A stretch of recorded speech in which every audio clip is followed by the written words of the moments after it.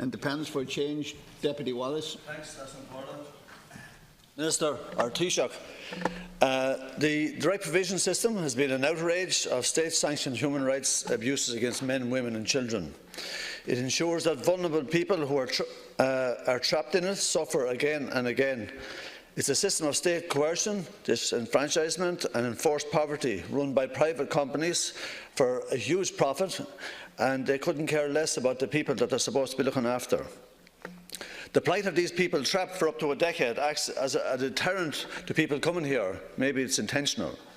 On top of this, the government's pitiful response to the housing crisis has led to a situation where many people who have been granted asylum have to stay there because there's no place for them to go. The housing crisis, the manner in which you have failed to deal with it, means you won't be closing direct provision anytime soon. So in light of that, Taoiseach, there's two issues I want you to address. Our office spoke to Nick Henderson this morning, CEO of the Irish Refugee Council. As the Irish Refugee Council see it, there is no vulnerability assessment as envisaged by Article 22 occurring at the moment. Two other groups confirmed this view in their submissions to the Oireachtas Justice Committee this morning. Yes, there are assessments of primary healthcare needs by the Safety Net group, and clearly this is required. But this is not a vulnerability assessment as envisaged by the directive. A much more comprehensive and wide-ranging assessment is envisaged by the directive and required by law. A victim of torture will require intensive counselling and support, but we don't even carry out an assessment capable of identifying what his problems might have been. Some people have seen family members shot in front of them. Some have seen the family members drown beside them in the ocean.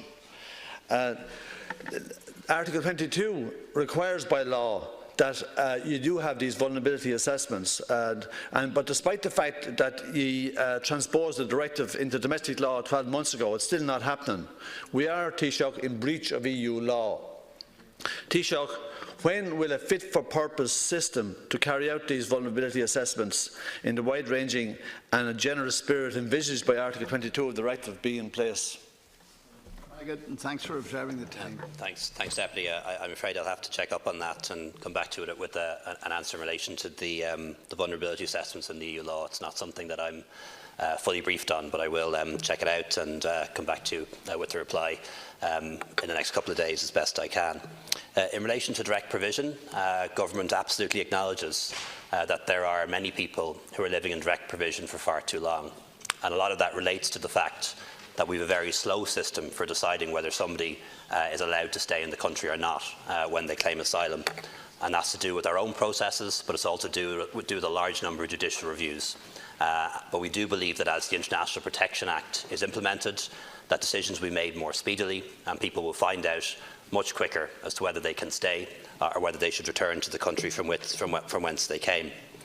I think it is important, though, to say that direct provision is not compulsory. There are many asylum seekers who do not live in direct provision.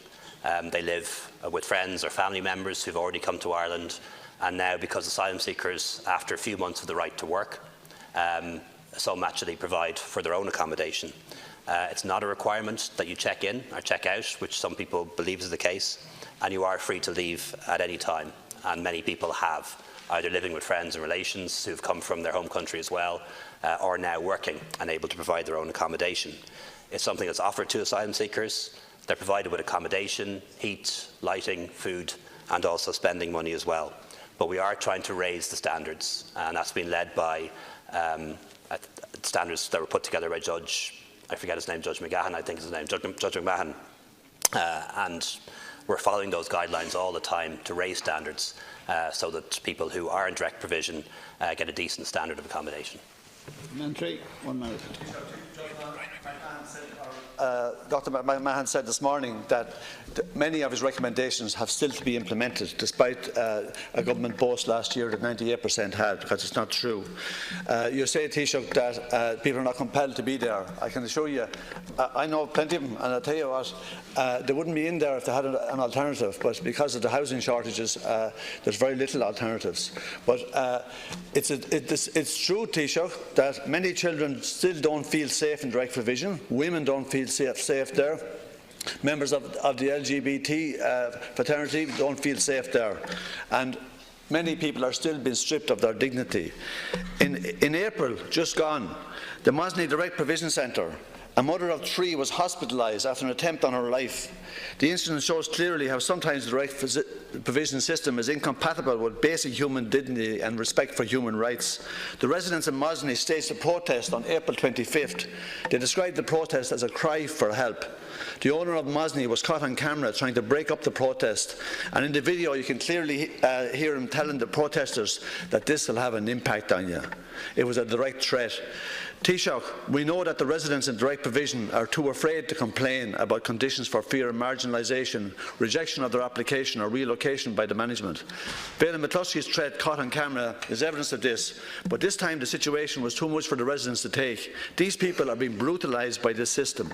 Taoiseach, the government needs to investigate the management practices in Mosney and other direct provision centres. RIA inspections are woefully inadequate. Will you investigate these management practices, please, Taoiseach?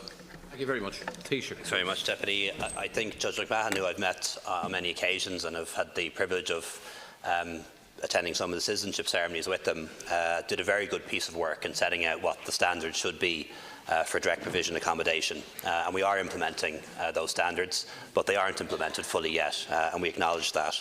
In relation to complaints that may be made about Mosney or any other centre, the Department of Justice and the Refugee Integration Agency and Inish would welcome complaints by anybody who's resident in direct provision, and it certainly will not affect their application in any way, adversely or favourably. However, we do have an underlying problem of a large number of people coming from countries that are considered to be relatively safe, countries like Albania, for example, countries like Georgia, countries that are applying to join the European Union. And we have a large number of people as well for whom their applications are taking a very long time to process, in many cases because of recurrent judicial reviews. And we need to do something to speed up the process so that those who are genuine refugees get quick answers and are allowed to stay here and get the protection they deserve, and those who are not get the quick answer that they need to return to where they came from.